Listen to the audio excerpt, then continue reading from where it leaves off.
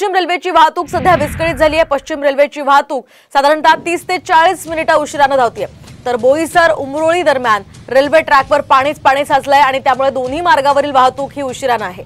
तर पालघरमध्ये सध्या मुसळधार पाऊस सुरू आहे आणि या मुसळधार पावसाचा फटका आता पश्चिम रेल्वेला सुद्धा बसलाय। डहाणू विरार लोकल जी आहे ती आता 25 ते 30 मिनिटे उशिराने धावते। ठिकठिकाणी ट्रॅकजवळ पाणी साचल्यामुळे पश्चिम रेल्वेची डहाणू पर्यंतची ही लोकल सेवा धीम्या गतीने सुरू असल्याचं चित्र आहे।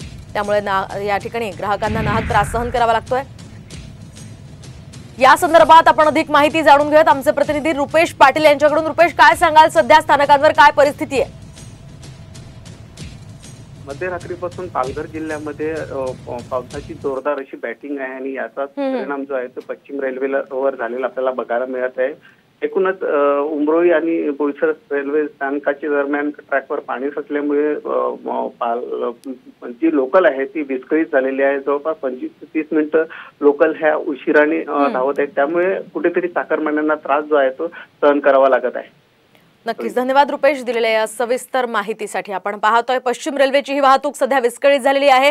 साधारणतः पश्चिम रेल्वेची ही वाहतूक 30 ते 40 मिनिटे उशिराने आहे। त्यामुळे ग्राहक या ठिकाणी प्रवाशांना मोठा त्रास सहन करावा लागतोय।